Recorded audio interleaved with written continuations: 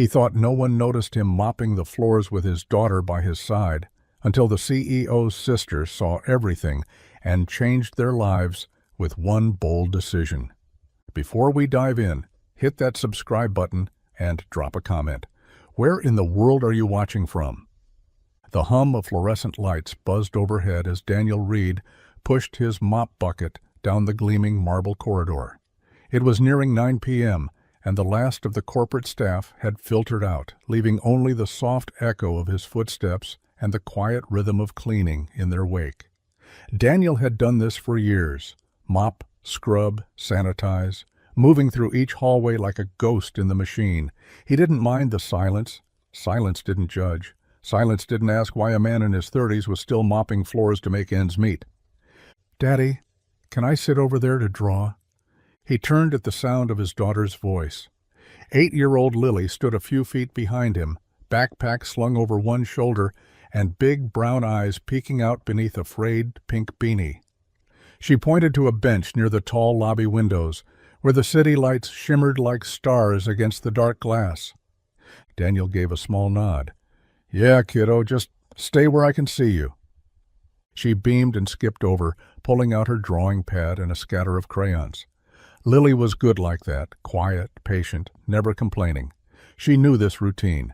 Ever since Daniel lost the last sitter he could afford, she'd been tagging along to night shifts at the office tower, doing her homework under break room lights and sketching dreams on copier paper. Daniel returned to his work, mop gliding over polished stone. He tried not to think about what tomorrow's bills would look like or how much longer the car would hold out. One step at a time, one floor at a time. He stole a glance at Lily. She was hunched over her paper, tongue between her teeth, drawing 2 stick figures, one big, one small, beneath a tall building. Both were smiling. He felt something twist in his chest. Then came the ding of the elevator, unexpected this late. Daniel's posture stiffened. The door slid open and out stepped a woman in a tailored coat, dark hair swept back neatly, heels tapping softly against the stone floor. She looked out of place here, this late, poised, deliberate. Her eyes landed on him, then moved to Lily. She didn't speak, just watched. Daniel gave a quick, polite nod and turned back to his mop. Another suit, he figured. Probably forgot a laptop or a charger. Nothing to do with him. But she didn't walk past. She stood there quietly, her expression unreadable. And though Daniel couldn't explain why, he felt the night shift just slightly, like something important had begun. The break room smelled faintly of burnt coffee and lemon disinfectant. Daniel Reed moved quietly between tables, clearing away crumpled napkins and half-empty takeout containers. The plastic gloves on his hands crinkled with each motion, but no one noticed. They never did. By day, the room buzzed with voices, laughter, and deals made over overpriced salads. By night, it emptied out, leaving behind crumbs, sticky soda rings, and the quiet shuffle of a janitor wiping away the evidence of someone else's busy day. In the far corner, Lily sat cross-legged at a small round table. A box of crayons fanned out like sun rays around her paper. Her pink jacket was draped over the back of the chair, and her backpack was half-zipped, a stuffed giraffe peeking out. She hummed to herself as she drew, lost in a world far more colorful than the one around her. Daniel glanced at her between trash bags and mop passes. She didn't seem to notice the late hour or the cold tile floor beneath her sneakers. She was drawing a park, complete with swings, a fountain, and a little girl flying a kite. A man stood beside her in the picture, holding the kite string with one hand and her hand with the other. It didn't take much guessing to know who it was. "Hungry?" he asked, pausing by the vending machine. Lily looked up and shook her head. "I had the crackers." "Okay," Daniel said, though he made a mental note to check if he had any change left. Sometimes crackers weren't enough, and she'd never say so. The microwave in the corner beeped. Someone must have left it set. He walked over, reset it to silence. On the fridge was a sign taped with blue painter's tape. "Please clean up after yourselves. Your mother doesn't work here." Daniel smirked at that. No, she didn't. But he did. The break room door opened briefly. A man in a pressed suit walked in, tapping on his phone. He didn't look up. He didn't say hello, just grabbed a soda and walked out, not even noticing the little girl sitting quietly in the corner or the man collecting someone else's mess behind him. Invisible, Daniel thought. That's what you become after a while. But when he looked back at Lily, who was now carefully coloring in the sun with a bright yellow crayon, her presence lit up the dull room in a way no executive ever had. Maybe being invisible wasn't so bad, so long as someone still saw you. The soft thud of a plastic bottle hitting the tile broke the quiet. Daniel turned just in time to see a small splash of orange juice spreading across the gleaming break room floor. Lily looked up, wide-eyed, her cheeks already flushing pink. "Sorry," she whispered. He gave her a small smile, already moving toward the mess with a roll of paper towels from the counter. "It's okay, sweetheart. No big deal." She scooted back as he knelt down, dabbing the sticky spill before it seeped too far. His hands moved with quiet care. Gentle, practiced. Not rushed, not angry. Behind them the elevator chimed. Daniel didn't look up. Most people passed through the building without sparing him more than a sidelong glance. He wasn't expecting anyone to stop, but this time the soft tap of heels didn't keep moving. They paused. Close. He finished blotting the last drop and stood slowly, smoothing his faded work shirt and tossing the soaked towels into the trash. Only then did he look toward the elevator. She was still there. A woman in her early 30s, maybe with dark shoulder-length hair swept neatly behind her ears. Her coat was a deep charcoal gray, tailored and crisp, and the leather folder she held at her side looked more expensive than Daniel's entire week of wages. But it wasn't her outfit that caught him. It was the way she looked at Lily.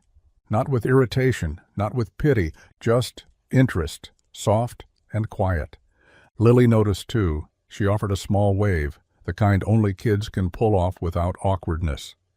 The woman's lips lifted into the faintest smile, and she returned the gesture with a subtle nod. "Evening," Daniel said, clearing his throat. She looked at him then, really looked. And it was different from the usual corporate gaze, the kind that slid over him like he was part of the wallpaper. There was something behind her eyes, curiosity maybe. "Good evening," she said simply.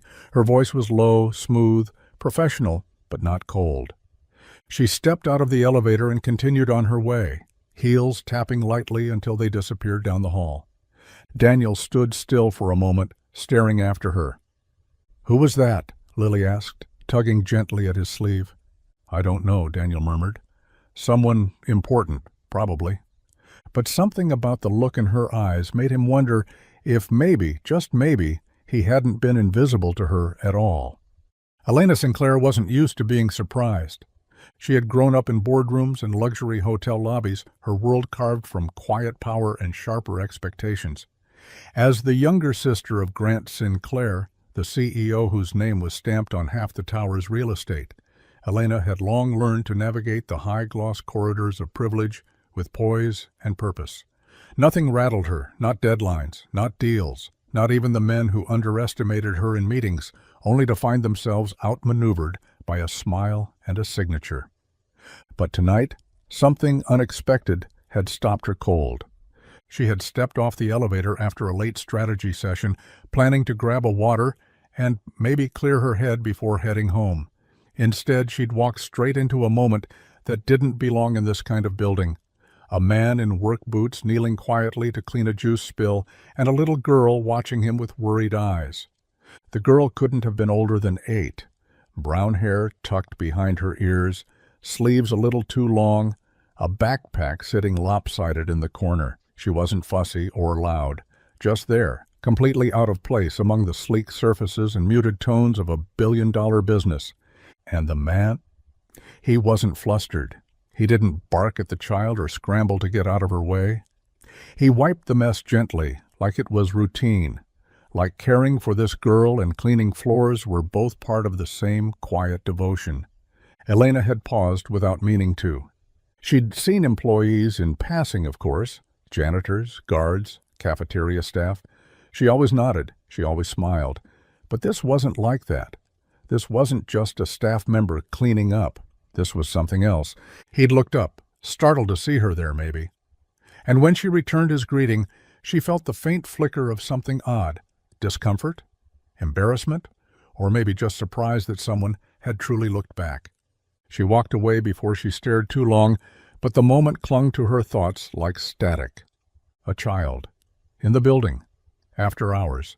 What kind of life made that necessary?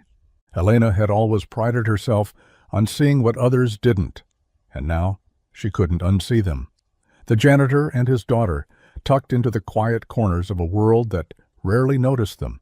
And for the first time in a long while, Elena Sinclair felt something stir that wasn't ambition. It was empathy.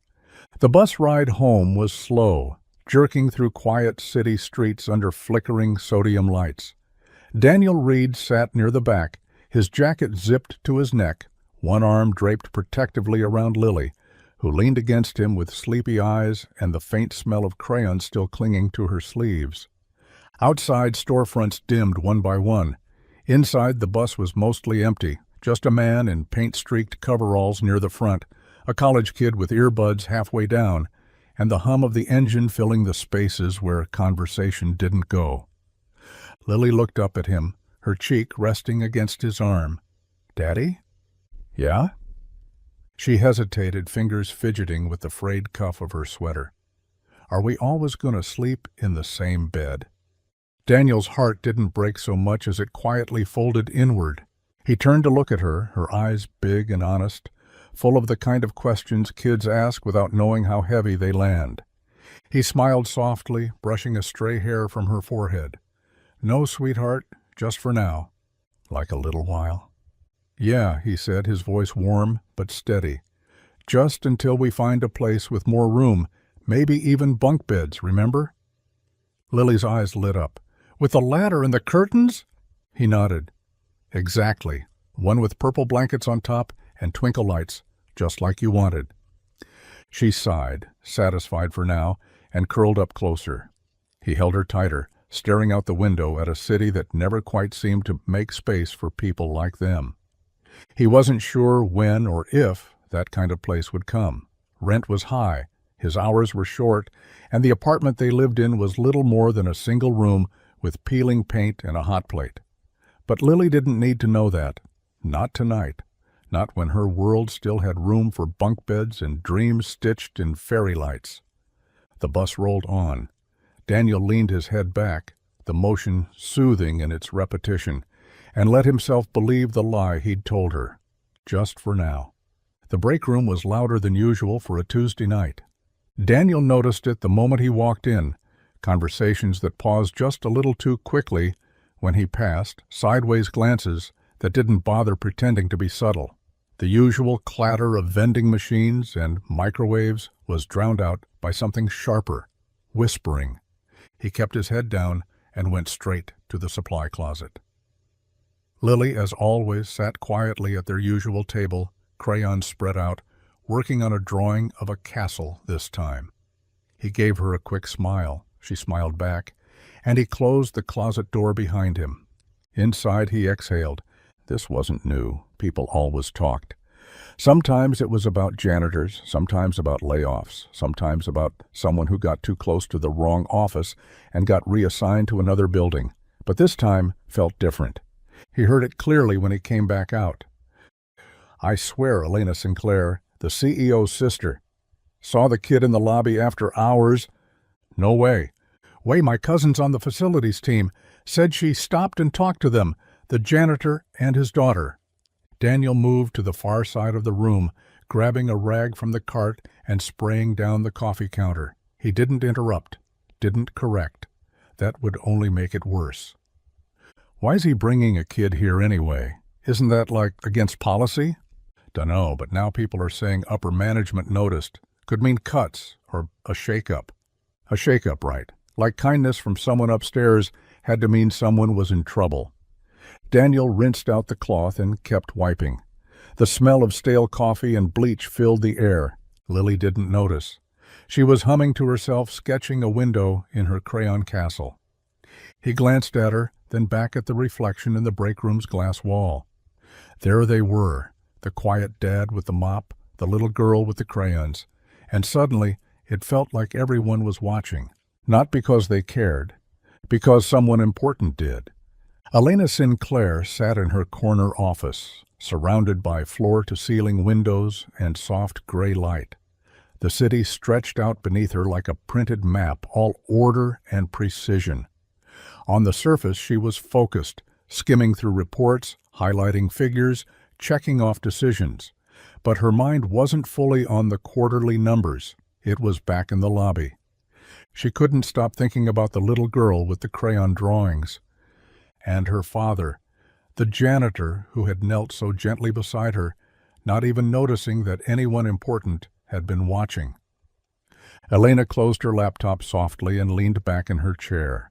Her instincts were rarely wrong. She hadn't just seen a man cleaning up after a spill. She'd seen something genuine, something grounding, something real. And that kind of authenticity didn't come around much in her world. She opened a private messaging tab and typed a note to HR. "Quick favor, can you pull the personnel file for a Daniel Reed on the janitorial team? Quiet request. Just need general info.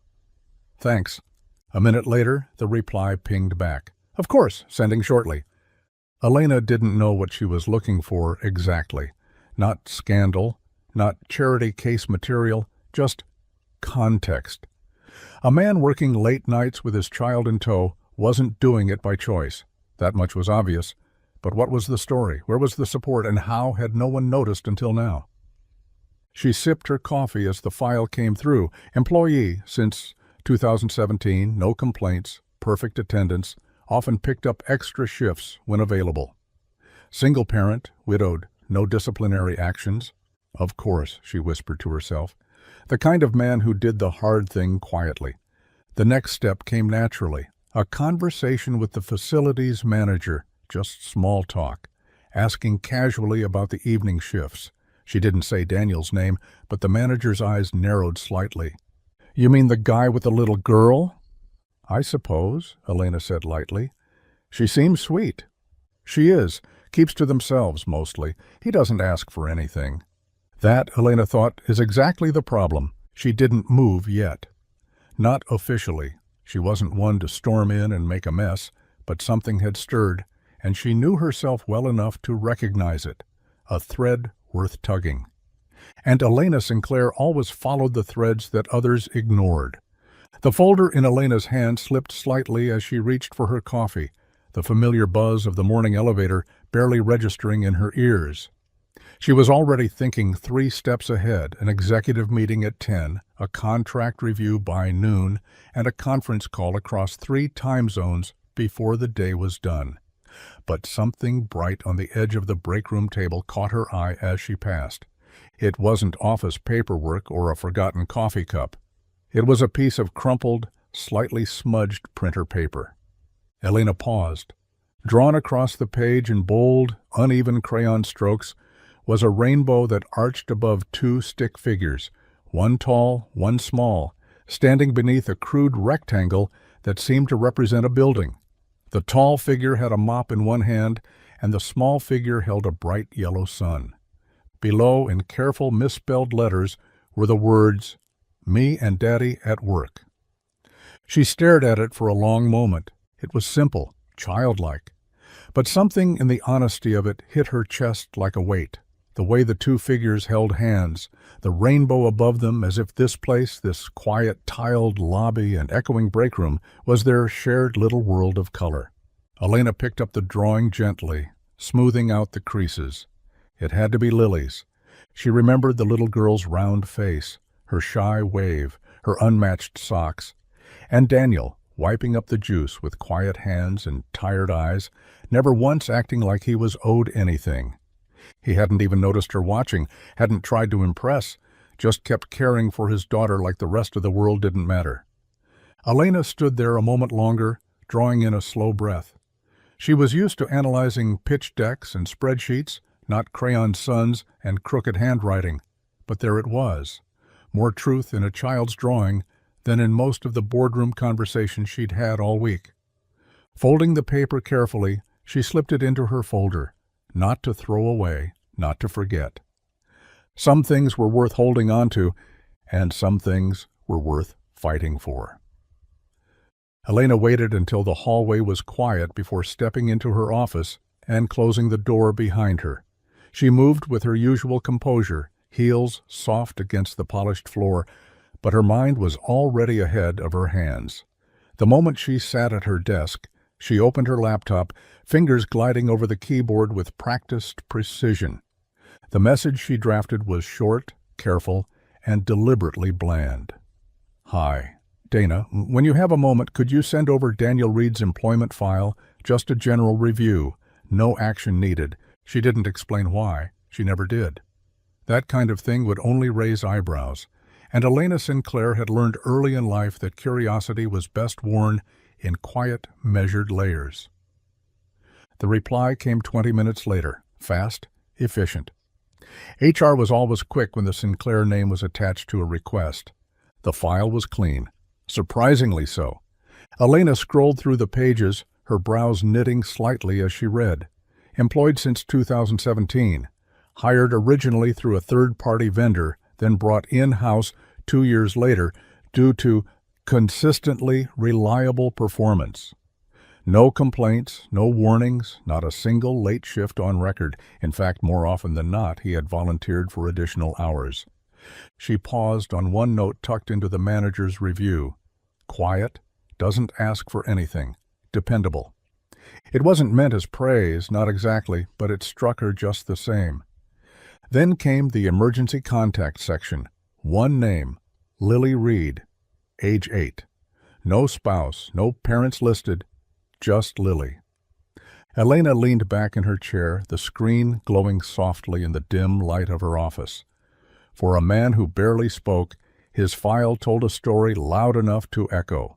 No complaints, no help, no one looking out for him. She closed the laptop slowly, fingers lingering on the lid. She hadn't been sure what she'd find when she asked for the file. She only knew something about Daniel, about Lily, that drawing, had gotten under her skin in a way she couldn't quite explain. Now, she didn't need to explain. She knew, and now that she knew, she couldn't pretend not to. Daniel wiped his hands on a fresh towel, the scent of lemon cleaner still clinging to his sleeves. He'd just finished buffing the brass trim in the main lobby when the call came over the building's crackling PA system. Daniel Reed, please report to conference room B on the 12th floor. His brow furrowed. Conference rooms weren't his territory. He glanced at the maintenance log. No pending work orders up there. No spills. No broken lights. Lily looked up from where she was drawing near the supply closet. Did you do something wrong? He forced a smile. Not unless polishing too hard is a crime. She giggled. He tousled her hair, then told her to stay put, just for a few minutes.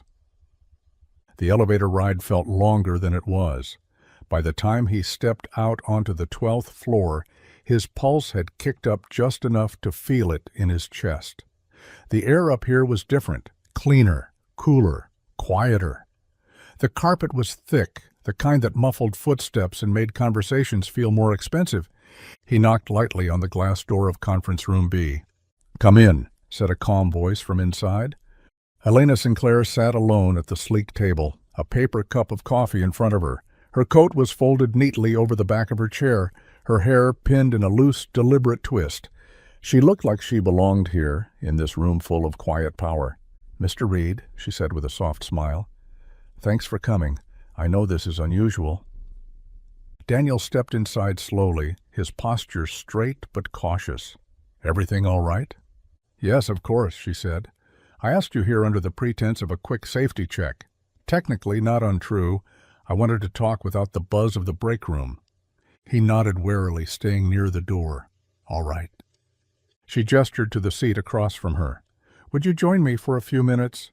I'll make it worth your time." He hesitated, just long enough for her to notice, but finally sat. Elena slid a second cup of coffee toward him.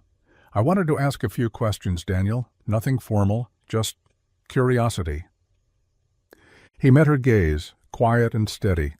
"Okay," he said. "Ask." The coffee was too fancy. Daniel could tell from the first sip. It tasted like roasted almonds and something floral, the kind of drink that belonged in a rooftop cafe, not in the calloused hands of a night shift janitor. Still, he drank it, slowly. Elena didn't rush him. She sat with her own cup, elbows resting lightly on the table, posture open. She didn't wear the usual stiffness of upper management, though the polish was still there. Too much polish for someone who called a janitor into a glass-walled conference room just to chat. He knew this wasn't normal, but there was no threat in her tone. Just something gentler, curious, intent. "You've been working here for a while," she said after a quiet moment. "Almost 8 years?" He nodded. "Since 2017. No complaints, no time-off requests, not even a sick day in the last 3 years." He gave a half-smile that didn't quite reach his eyes. "Hard to take time off when there's no one else to cover." She nodded, absorbing the answer without judgment. "I saw your daughter the other night." "I figured you had," Daniel said softly, eyes focused on the swirl of steam above his cup. "She seems bright? Sweet?" "She is," he said. And for the first time since he'd entered the room, something in his voice warmed. "She loves to draw, makes up stories all the time, says she's going to be a zookeeper artist-scientist someday." Elena smiled. "Ambitious. She doesn't know how hard things get yet. I'm trying to keep it that way." She let the quiet settle again before asking gently, "It's just the two of you?" Daniel's jaw flexed once before he answered, "Yeah." No details, no drama, just the truth, plain and unadorned. "My wife, Lily's mom, passed away 4 years ago. Car accident." His voice was steady, practiced, the way people talk when the story has been told too many times and still hurts every time. No family nearby, no one close, really. Elena's eyes softened, but she didn't offer the usual reflexive sympathy. She didn't tilt her head or whisper, "I'm so sorry," like it could fix anything. She just nodded. And Daniel, for reasons he didn't fully understand, felt the tension in his shoulders ease, just a little. "She's all I've got," he said quietly. "So I work, I take care of her, and I try not to fall behind." Elena folded her hands slowly. "You haven't, not once." And for the first time in a long while, Daniel wasn't sure what to say. Elena stared at the spreadsheet on her tablet, her eyes scanning columns of numbers she'd seen 100 times before. Only now they read differently. Hourly wages, no benefits for part-time employees, no childcare reimbursement, no overnight support. She sat alone in her office, well past dark, city lights flickering outside her window like static. The reports she'd requested from HR and facilities were laid out across her desk, and the deeper she dug, the tighter her jaw clenched. Daniel Reed made just over minimum wage after nearly a decade with the company. He wasn't even full-time on paper, though his hours came close. The technicality kept him off the benefits list, and he wasn't the only one. Janitorial staff, security, cafeteria workers, dozens of names, all with similar notes beside them. Reliable, low incident, quiet. All scraping by in the shadows of a gleaming corporate tower built on quarterly earnings and polished glass. She tapped her pen against the tablet, brows drawn tight. Elena had grown up in this world. She knew how companies operated, knew how the bottom line could justify 1,000 quiet injustices, but for the first time in a long time, she wasn't looking at numbers. She was seeing faces. Lily's drawing was still tucked in her bag. 2 stick figures under a rainbow. A world where work meant being with the person you loved. Elena sat back and let out a breath she hadn't realized she'd been holding. Her brother would call this sentimentality. He'd say she was too soft, too idealistic, that they had a responsibility to the board, to the investors, to scale efficiently. But she couldn't unsee it now. She couldn't ignore the man who showed up night after night, cleaning floors while raising a daughter alone in a city that didn't care if he disappeared, and she couldn't pretend that being a Sinclair meant she had no power. Frustration simmered beneath her skin, not just at the system, but at herself. She'd been here all along. She could have looked sooner. She could have done something. But now that she had looked, she knew one thing for certain. She was going to do something. The air was cool that evening, the kind of chill that settled into your sleeves and stayed there. Daniel sat on the stone steps outside the east entrance of the building, elbows on his knees, watching Lily swing her legs beside him. Her backpack sat open at her feet, crayons rolling gently with every bounce of her heels. It was their usual routine. Finish early if they could, catch the next bus home, maybe split a granola bar or whatever was left in the bottom of his lunch sack. Dinner came later, usually something cheap and easy, always something small. Tonight, he hadn't even brought the granola bar. Lily didn't complain. She never did. She was telling him a story about a flying elephant who worked at a library when the glass door behind them opened with a soft click. Footsteps approached, heels, confident but unhurried. "Daniel?" came a familiar voice. He turned, already standing, instinctively placing himself between Lily and whoever it was. But when he saw her, his tension softened. Elena Sinclair stood there in a long navy coat, holding a paper bag in one hand and a thermos in the other. "I hope I'm not interrupting," she said gently. He glanced down at Lily, who had gone wide-eyed at the sight of her. "No," he said carefully. "We were just waiting for the bus." Elena nodded, stepping forward. "I brought something for Lily." She held out the bag and thermos without ceremony, like it was the most natural thing in the world. Daniel hesitated. He knew this move, generosity wrapped in politeness, a gesture that said, "I see you and I know you need help." "I can't." But Lily had already leaned forward, her nose catching the scent of something warm and buttery. "Is that mac and cheese?" she asked, eyes hopeful. Elena smiled. "With extra cheese? And some apple slices on the side." Daniel looked down at his daughter, her cheeks pink from the cold, her fingers twitching toward the bag like she was trying not to grab it. He exhaled, slowly, then met Elena's gaze. "Thank you," he said, voice low. "Just, thank you."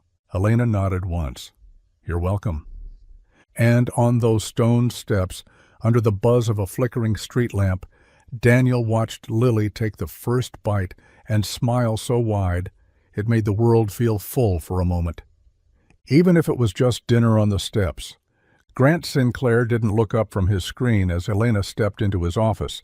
The space was all sharp lines and strategic silence. Glass walls, sleek leather chairs, a view that swallowed half the city. His desk, of course, was immaculate, just like him. Elena waited a beat, hands tucked into the pockets of her blazer. "Got a minute?" Grant tapped a key, still focused. "You've got 5. She stepped closer but didn't sit. "I wanted to talk about one of the janitors, Daniel Reed." Now he looked up, one brow arched. "Why?" "He brings his daughter with him to work some nights. She's 8. There's no support, no child care options. He's been with us for years, works more than most of the salaried staff, and still makes less than some interns. No benefits, no security, nothing." Grant leaned back in his chair, folding his arms like he'd just heard someone suggest planting a tree in the lobby. "And?" Elena blinked. "And maybe we should change that?" He gave a tight laugh, humorless. "Elena, you want to change the company policy because of one janitor?" "No," she said evenly. "I want to change it because it's broken. He's not the only one." "You think we're running a charity now?" he said, shaking his head. "This is a business. People work. People struggle. That's life. We can't save everyone." Elena's jaw tightened. "I'm not talking about saving people," she replied, her voice low but firm. "I'm talking about seeing them." Grant waved a hand like he was brushing lint off his jacket. "You always get like this. Emotional. You find one story, latch onto it like a lost puppy, and suddenly you're ready to flip the whole system upside down." She didn't answer right away. She just looked at him, the man she'd known all her life. The one who once climbed trees with her, now buried under layers of profit margins and quarterly forecasts. "I thought maybe you'd care," she said finally. "That's on me." She turned and left without waiting for a reply. Behind her, Grant went back to his screen. Just another name, just another file. It started with the shoes. Daniel noticed them one evening as he and Lily were getting ready to leave. She was tying her laces, neatly the way he'd shown her, when he realized they weren't the same ones she'd worn that morning. These were new, still scuffed a little at the toes from playground use, but unmistakably new. Bright purple with white stars on the sides, Lily's favorite colors. "Where'd you get those, he asked, crouching beside her. She looked up, blinking. "They were in my cubby, in a box with a note. It didn't have a name, just said, 'For Lily.'" He opened his mouth to protest, to ask more questions, to tell her they couldn't accept gifts, but she was already standing, bouncing on her heels, testing the way the soles gripped the floor.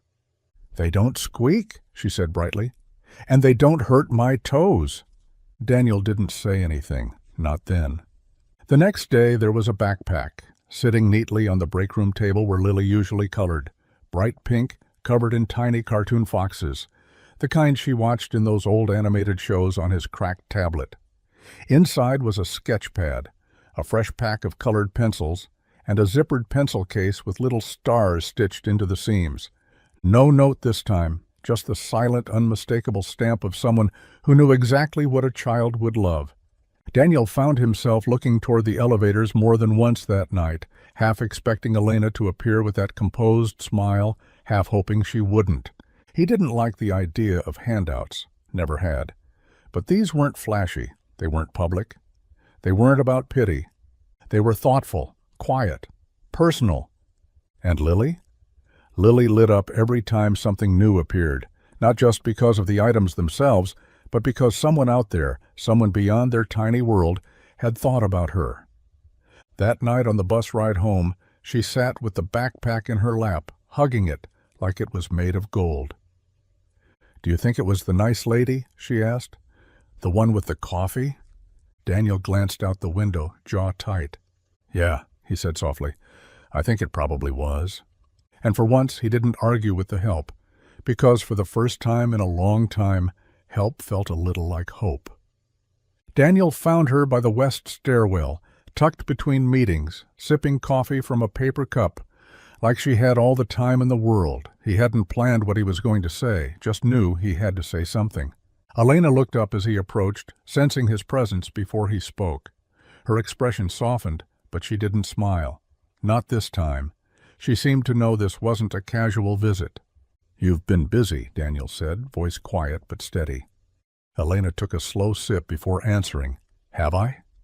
He pulled something from his jacket, a folded piece of paper.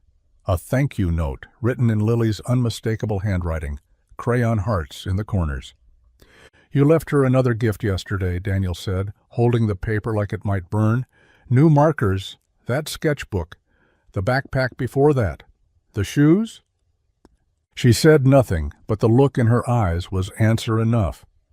"I appreciate what you've done," he continued. "But I need to be clear. I didn't ask for help. I'm not here looking for charity." There was no anger in his tone, only something deeper, something Elena had seen in boardroom mirrors and late-night calls, pride, scraped raw by circumstance. "I know you didn't ask," she said gently, "and I'm not offering charity." "Then what is it?" he asked, folding his arms. "Because it feels like pity dressed up in kindness, and I've worked too hard for too long to let my daughter think we need handouts to get by." Elena stepped forward, closing the space between them, her voice low but firm. "It's not pity," she said. "It's recognition." Daniel blinked, caught off guard. "I see how you show up, night after night," she continued. "I see how you take care of her, how you hold this place together in ways no one up here ever bothers to notice. You didn't ask for help, and that's exactly why I gave it." For a moment, the hallway was quiet but alive with unspoken things. Daniel looked away, jaw tightening. "I just don't want her growing up thinking someone else has to fix our life." "She won't," Elena said softly. Because she already sees someone doing it every day. He didn't respond, but he didn't walk away either. It happened casually, almost by accident. Daniel was changing out the mop head in the back hallway near the loading dock when Elena passed by, arms full of reports and coffee in hand. She paused when she saw him, and he gave a short nod, not expecting her to stop. But she did. "Late night again?" she asked. He chuckled. "Aren't they all?" She leaned against the wall for a moment, taking a break from the press of fluorescent lighting and endless strategy decks. Daniel returned to rinsing the mop but glanced over his shoulder. "You know," he said, his voice low, almost hesitant, "this building goes through twice the amount of cleaning solution it needs." Elena raised an eyebrow. "How do you figure?" Daniel shrugged. "The auto dispensers are off. No one's calibrated them in years. They pour way more concentrate than we actually need. We dilute it by hand when we can, but most don't bother. Just let it run. If you adjusted the ratios, you'd cut the supply orders by at least a third." Elena straightened. "Why hasn't anyone said anything?" He smirked faintly. "Because nobody asks the guy with the mop." She didn't smile. Not exactly. But there was a flicker of something in her expression, curiosity sharpening into focus. "That's not nothing," she said. "I know," Daniel replied, matter of fact. "And it's not the only thing." He turned back to his mop bucket, as if the conversation were over, but Elena stayed a moment longer.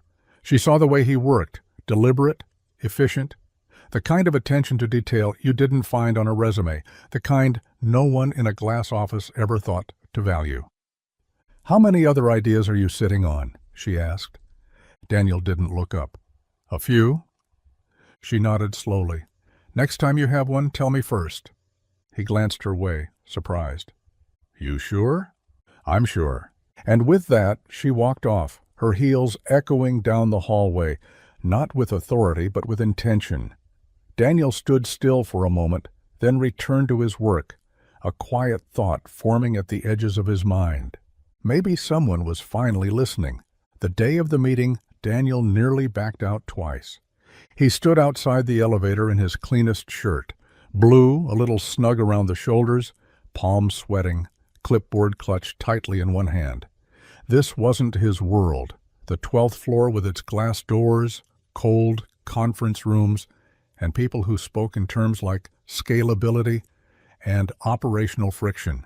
He belonged to the floors below, where machines buzzed, shoes scuffed, and no one wore a tie. The elevator dinged. Lily tugged gently at his hand, her eyes shining. She wore her favorite yellow hoodie and had drawn him a tiny good luck card that now peeked from his pocket. "You got this, Daddy," she whispered. Daniel took a deep breath and stepped in.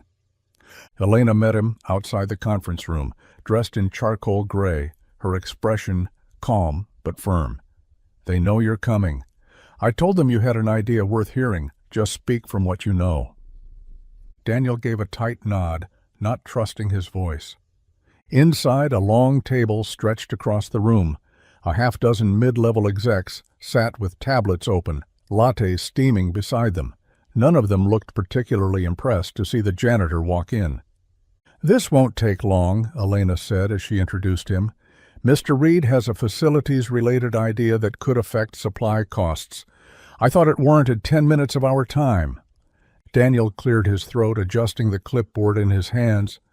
He spoke slowly at first, walking through the cleaning solution issue, explaining how recalibrating just 3 dispensers could save the company thousands per quarter in wasted product, and how those savings could be replicated across multiple locations. At first there were smirks, half-hidden glances, a few passive nods. But then someone pulled out a calculator. Another asked for specific ratios. A third opened a spreadsheet. And just like that, the temperature shifted. By the time Daniel finished, the room was quiet. No applause, no grand gestures, just silence, and something new in their eyes. Elena smiled. As they stepped out into the hallway, Daniel finally exhaled. Lily was waiting on a bench nearby, swinging her legs, When she saw him, she jumped up and threw her arms around his waist. "Did they like it?" she asked. Daniel didn't answer right away, but he smiled, really smiled for the first time in weeks. "I think maybe they did." The air in the boardroom was cool, filtered, and still. Daniel sat near the far end of the long glass table, his clipboard resting in front of him like a shield. His knuckles were white around a paper cup of water he hadn't touched.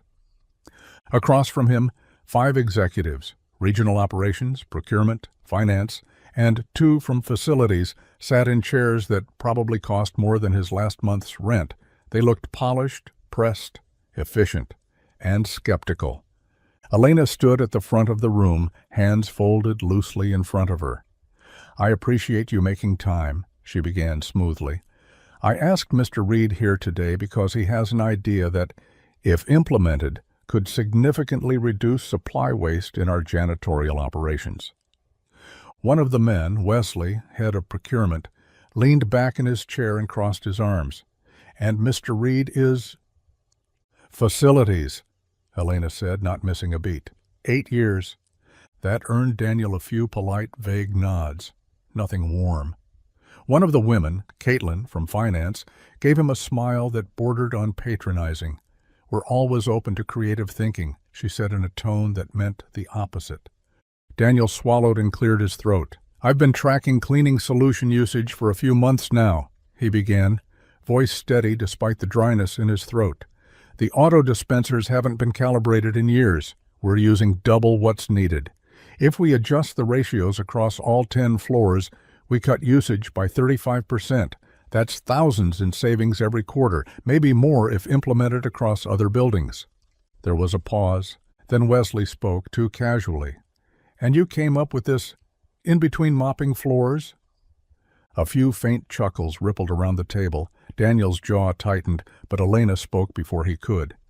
"He did the math, and I reviewed it myself. It's sound." Daniel tapped the folder in front of him. "I brought comparisons," he said.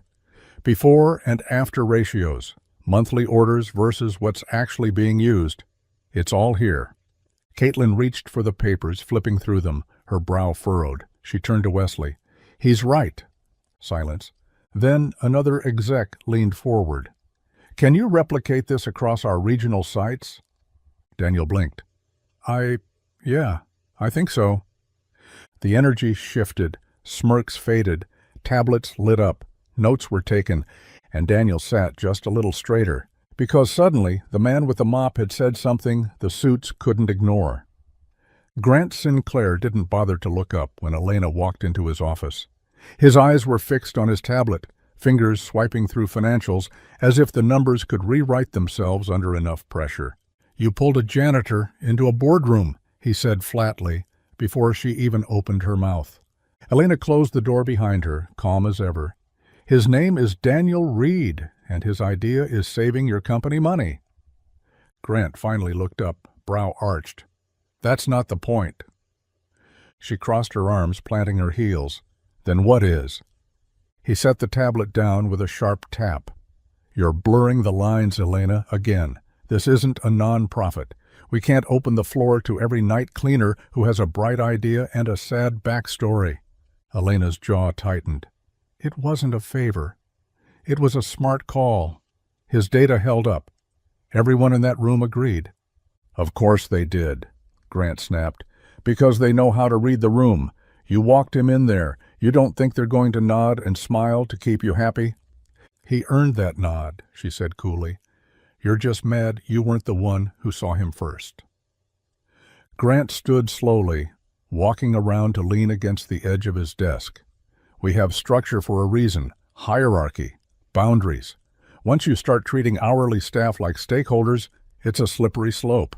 "To what?" Elena shot back. "Respect? Fair pay? Basic recognition?" "This isn't personal," he said, quieter now, more calculated. "Don't make it personal." Elena stared at him for a long moment, something unreadable passing behind her eyes. "It is personal, Grant. It always has been. You just forgot that people built this company. People like Daniel." He said nothing. "I'm not asking your permission," she added. Just telling you, I'm not done." And with that, she turned and left, leaving her brother in a room full of numbers, none of which could measure the kind of impact she had just set in motion. It started with small things: shared coffee breaks, quiet conversations in forgotten corners of the building, the occasional ride home when the buses ran late. No one said anything at first, just passing glances and curious tilts of the head. But in a place like Sinclair Tower, silence didn't last long. Daniel noticed it in the way people paused mid-sentence when he walked into a room, or how conversations hushed just a second too late. The custodial crew gave him sideways looks. The administrative staff smiled too tightly. He brushed it off at first, told himself he was imagining it, but then someone left a post-it on his locker. No words, just a crude sketch of a mop and a dollar sign. It wasn't subtle. He crumpled it without a word. Elena saw it too, in the way department heads started asking more questions, slipping her name into casual updates like they were checking her pulse. Grant hadn't said anything else directly, but the message was there. You're being watched. Still, she didn't pull away. They met sometimes after Lily had fallen asleep on the break room couch, just talking in the stairwell. Daniel told her about the jobs he'd worked before this one, the pizza place, the night warehouse, the months he spent living out of his car after his wife passed. Elena shared pieces of her own life too, growing up in Grant's shadow, expected to be poised but never loud, brilliant but not confrontational. With Daniel, she didn't have to perform. She could just be.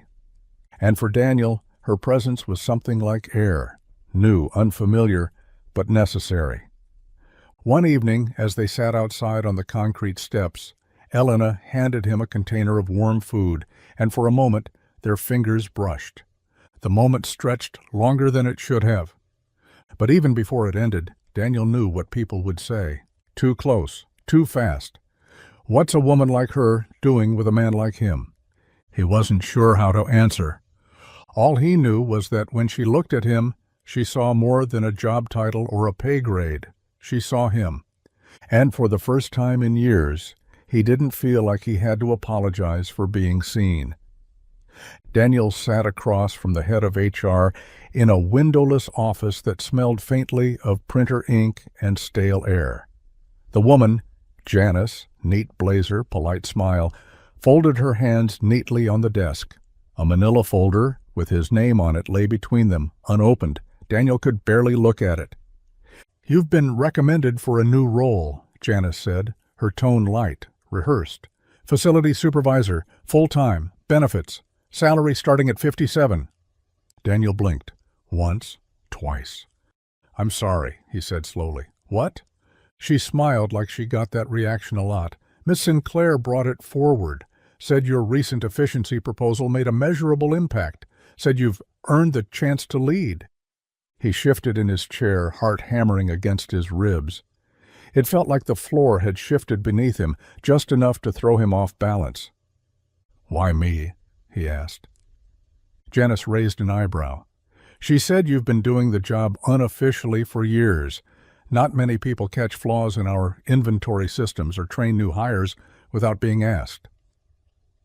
Daniel shook his head slowly, the weight of it settling in. He thought of his uniform, his mop, the back hallways he knew better than any office map. This wasn't a step up.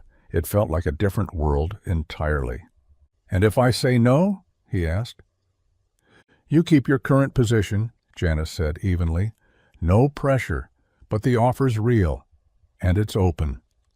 Later that night, Daniel sat on the edge of Lily's bed, the tiny good luck card still tucked in his pocket from the pitch meeting a few weeks back. She was asleep now, one hand clutching her stuffed giraffe, her drawing scattered on the floor beneath the bunk they shared. He looked down at her, the slow rise and fall of her breath. 57,000, health insurance, a future. Still, a voice in the back of his mind whispered doubt. Do you belong there? Do they want you? Or is this just her doing? And louder still, a deeper question. Can you say yes without losing the part of you that got this far? He didn't have the answer yet, but for the first time he had a choice. The office was unusually quiet that Saturday evening. The hum of fluorescent lights softened by the glow of string lights looped across the breakroom ceiling.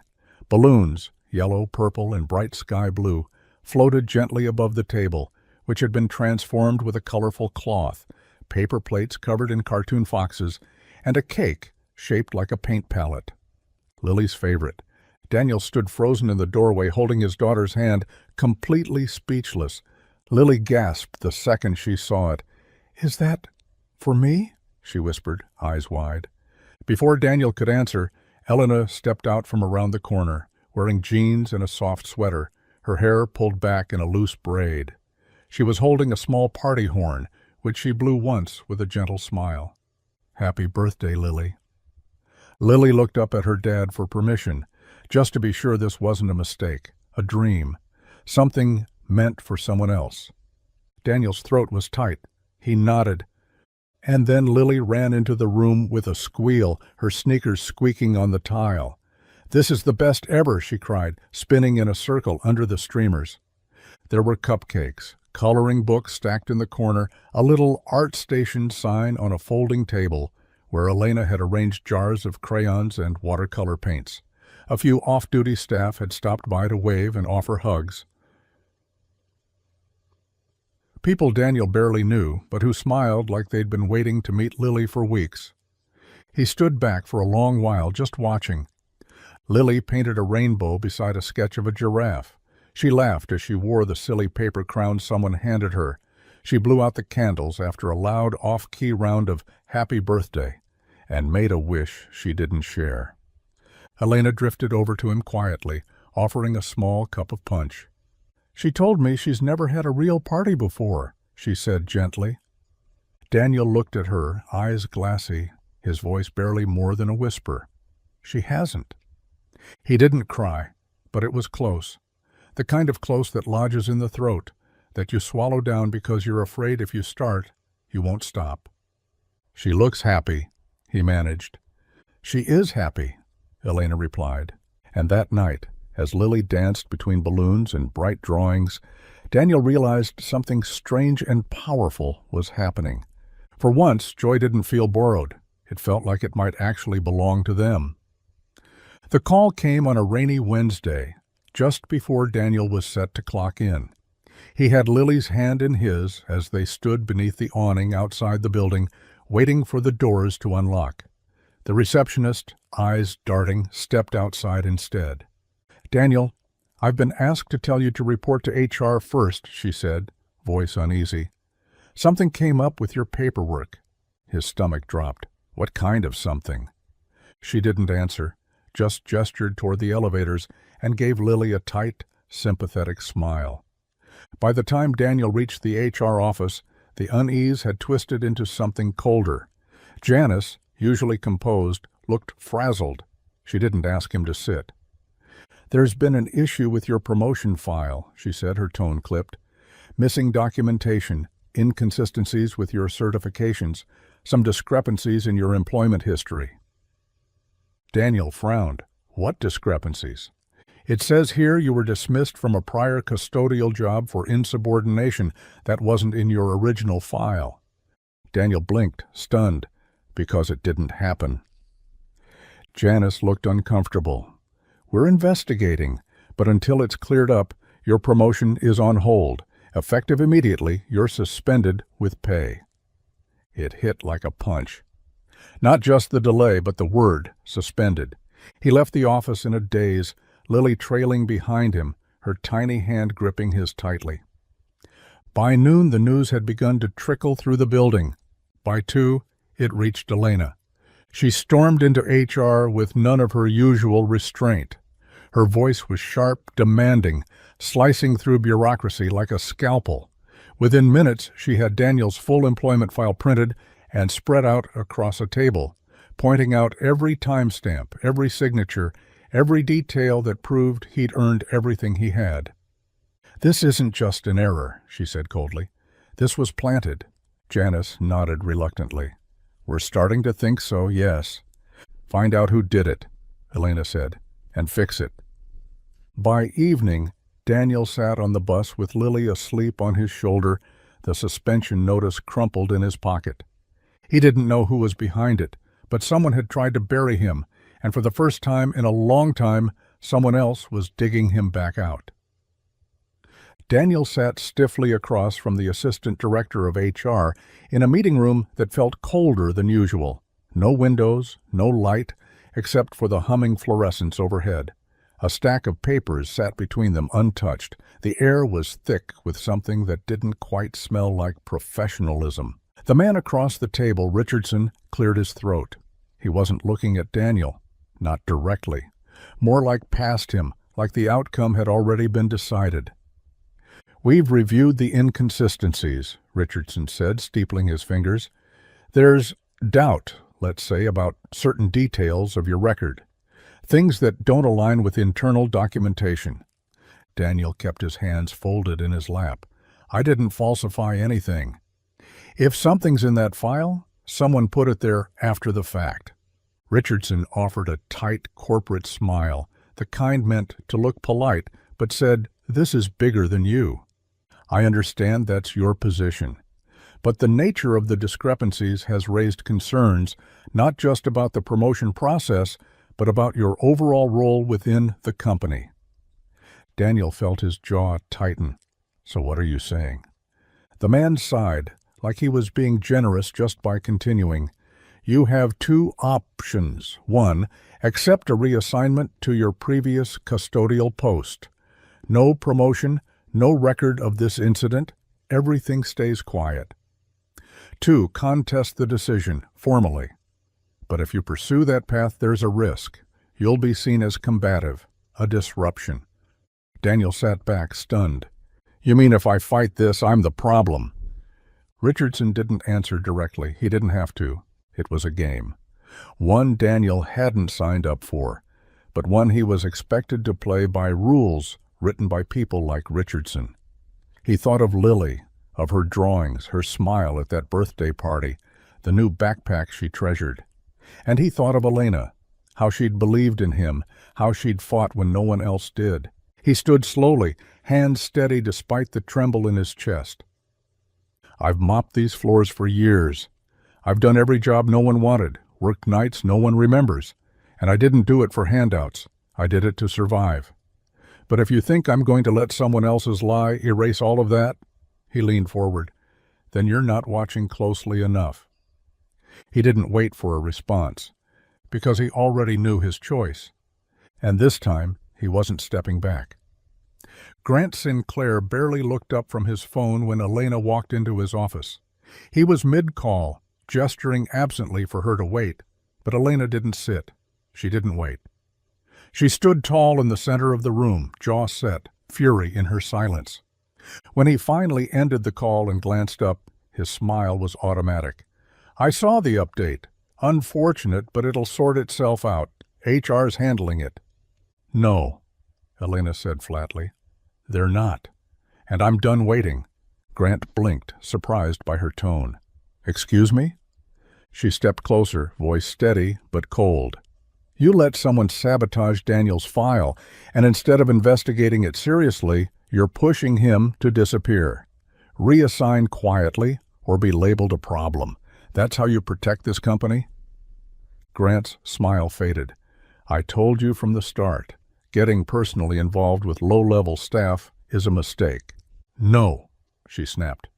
"The mistake was pretending the people who clean our floors matter less than the ones who walk over them." He scoffed, standing. "Come on, Elena. You're upset. But this isn't worth burning down your credibility. It's one janitor." Elena took a breath, then looked him straight in the eye. "If Daniel Reed isn't cleared by the end of this week, fully, publicly, I'm stepping down, effective immediately." The words hung in the air like a thunderclap. Grant stared at her, stunned. "You're bluffing." "I'm not." "Elena, your name's on the board. You've been groomed to take over." "Then find someone else," she said, "because I won't be part of a company that buries good people to keep things comfortable at the top." For the first time in years, Grant didn't know what to say. Elena turned to go, but paused at the door. "This isn't just about Daniel," she added. "It's about who we are, and I'm done pretending we're better than this when we're not." Then she walked out, leaving her brother alone with his silence and a truth he couldn't dodge. She had never stood up to him before, but now she had, and she wasn't backing down. The email came late, nearly midnight, buried beneath a dozen flagged memos and half-written responses. Elena saw the sender's name and paused. Trina Morris, Junior HR Associate. Not someone who usually emailed her directly. Subject line, "For your eyes only, Daniel Reed." Elena opened it. The message was short, but it hit like a lightning bolt. "Ms. Sinclair, I don't know if this will cost me my job, but I can't stay quiet. I ran the original file on Daniel Reed myself. It was clean. The disciplinary record was added manually by someone in Upper Facilities Management, Kenneth Doyle. Time-stamped. Unauthorized. I've attached proof." Attached was a PDF, a log of access records, change history, and a highlighted entry showing exactly when and how Daniel's file had been altered. Her hand curled into a fist as she scrolled through it. Doyle. Of course, Kenneth Doyle had been with the company for years, head of the facilities division, known for his territorial attitude and paper-thin ego. He'd opposed Daniel's promotion from the start, insisted it would set a precedent. Clearly, he'd taken things into his own hands, and now he was caught. The next morning, Elena didn't knock when she entered Grant's office. She dropped the printed file on his desk. "Your scapegoat just became your scandal," she said. "You can either fix it, or I can." Grant flipped through the pages, his face hardening as the truth settled in. "How bad will it look if we fire Doyle?" he asked quietly. Elena's voice didn't waver. "Better than it'll look if we let him stay." By noon, Doyle was gone. And by the end of the day, a company-wide notice was issued. An internal review had uncovered a malicious alteration to a promotion file. The affected employee, Daniel Reed, had been fully cleared and reinstated to his new position, effective immediately. The company regrets the error. Daniel read it twice, seated at the bus stop with Lily beside him. He didn't smile, at least not right away. But there was something in his eyes that hadn't been there in weeks. Vindication. It didn't erase what happened, but the truth had surfaced, and for once it stuck. Daniel stood in front of the elevator, a crisp ID badge clipped to the collar of his button-down shirt. The name printed beneath his photo looked surreal in bold black lettering. Daniel Reed, Director of Facilities. He adjusted his collar, heart thudding, beneath the unfamiliar weight of a dress shirt. Not a uniform, not coveralls. A shirt he'd picked out just for today, still stiff from the store, still foreign on his skin. The elevator doors slid open, and for the first time in his years at Sinclair Tower, he didn't ride to the basement. He hit 12. When the doors opened, the hallway was different, brighter. The air smelled like expensive floor polish and eucalyptus. He walked past people who used to not notice him. Only now they nodded. Some smiled. One even offered a quiet, "Congrats." He wasn't sure what was stranger, the way they looked at him now, or the fact that they looked at all. The office assigned to him was modest but real. Glass walls, a desk with drawers that actually locked, and a nameplate waiting for him at the door. The same people who used to send him requests through back channels now reported to him directly. Maintenance schedules, supply orders, facility audits, it was all his to manage. There were papers stacked neatly on the desk, a welcome email open on the monitor. He stared at it for a moment, letting it settle. Then came the knock. He turned. It was Elena. She stepped inside, offering a small smile. "How's it feel?" He took a breath. "Like I'm still waiting for someone to tell me it's a mistake." "It's not," she said. "You earned this." He looked around the office again. The polished floor, the window view, the hum of a place he used to only clean.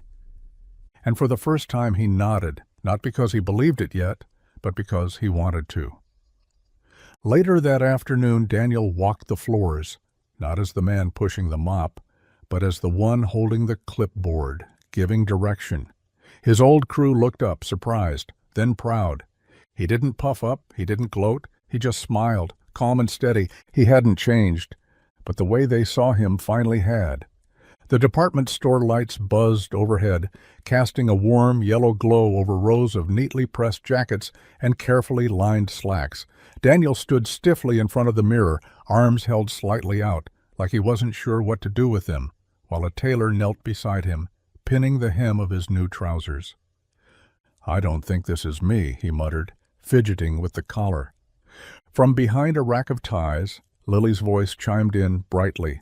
"It is you. You just don't see it yet." Daniel turned to see her striding toward him, dragging a navy blue tie with tiny foxes printed on it, her favorite animal, of course. She held it up like a prize. "This one." He raised an eyebrow. "Really?" She nodded fiercely. "You said I could pick, and it's fun but still serious, like you." Daniel chuckled, but there was a tightness behind the smile. He looked at himself in the mirror again, gray jacket, white shirt, polished shoes. The man staring back wasn't the one who swept breakroom floors and rode late buses in worn jeans. But he was the man who had shown up every day for years, for Lily, for everything. "I look like someone else," he said quietly. "No," Lily said, walking up beside him. She reached for his hand, squeezing it with her small fingers. "You look like a boss." He turned to her. She was grinning, eyes wide, proud. The kind of proud that made you want to believe it, even if you weren't sure. He looked back at the mirror, eyes meeting his own. Maybe this suit wasn't about pretending to be someone new. Maybe it was just about becoming the person he already was, but finally letting the world see it too. "All right," he said, adjusting the fox tie around his neck. "Let's do it." Lily beamed. "Can we get a picture? You look awesome." So they did. And as the shutter clicked and froze the moment in time, Daniel felt it settle. Not just the suit, not just the title, the truth. He wasn't just surviving anymore, he was stepping into something bigger. Daniel stood just inside the office, his new badge clipped to the lapel of his blazer, the fox print tie Lily had insisted on knotted neatly at his collar. He didn't fidget, he didn't shift, he just waited. Grant Sinclair sat behind a desk that gleamed like it had never known dust. No papers out of place, no warmth in his expression, just precision and power, cloaked in quiet disapproval. "I've been meaning to speak with you," Grant said, folding his hands. Daniel nodded once. "So I heard." Grant gestured to the chair across from him. "Have a seat." Daniel didn't move. Grant leaned back, studying him like a problem he hadn't expected to still be on his desk. "You've made quite an impression, Mr. Reed. Not many people go from janitor to director of facilities in less than a month." "Wasn't the plan," Daniel said evenly. "No," Grant agreed, "but it's reality now, and reality carries weight, especially when my sister is involved." Daniel met his eyes. "Is that what this is about?" Grant's gaze sharpened. "I know Elena. She cares. She feels. It's a strength and a liability. You've become a symbol to her. I want to know if you understand what that means."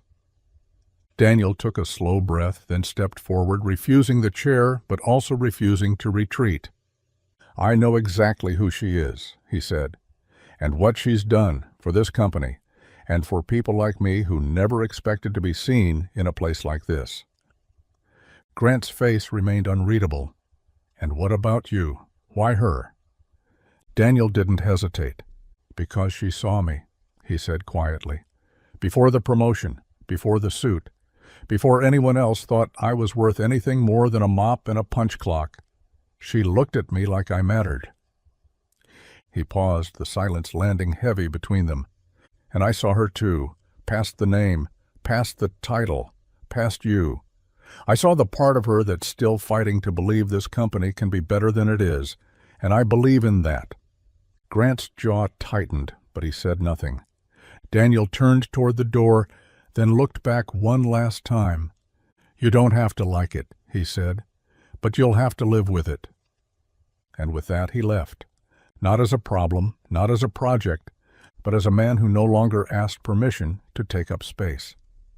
The marble floors still gleamed like they always had, and the security guards still offered the same polite nods at the door, but everything felt different now. Lily walked beside her dad through the lobby, her little hand wrapped around 2 fingers of his. Her backpack bounced with every step, and her bright yellow sneakers squeaked softly on the polished floor. But no one looked away this time. No one pretended not to see them. The receptionists smiled genuinely. A few staff members waved. One even handed Lily a small bag of jelly beans from the desk, like they'd been waiting for her. It wasn't the building that had changed, it was what she meant inside of it. She wasn't just the janitor's daughter anymore. She was Lily, sharp, creative, full of light, the girl who drew rainbows in the break room and dreamed of bunk beds with purple blankets and glow-in-the-dark stars. And her dad? He wasn't pushing a mop or clocking in quietly through the back door. He walked tall now, wearing a neatly pressed shirt and a badge that meant people listened when he spoke. Elena waited by the elevator, dressed casually in slacks and a soft blouse, holding a to-go cup of cocoa just the way Lily liked it, extra marshmallows, no lid. "Hey, superstar," she greeted with a warm grin.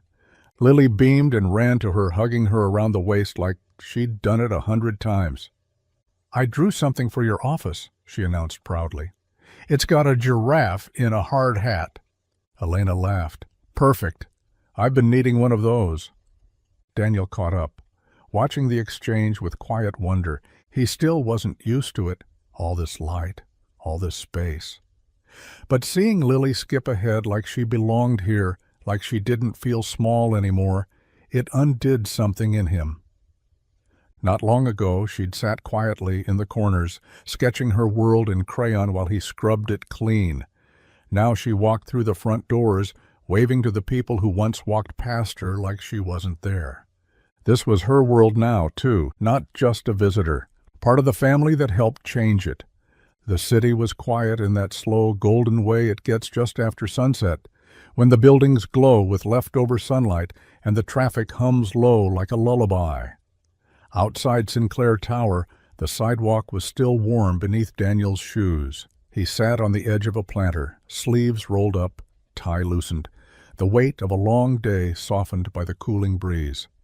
Elena joined him without a word, slipping down beside him in her flats, her blazer folded neatly in her lap. They sat side by side in silence for a while, watching the light fade from the glass above them. "I used to think this building would always look the same to me," she said quietly. "Shiny, sharp, untouchable.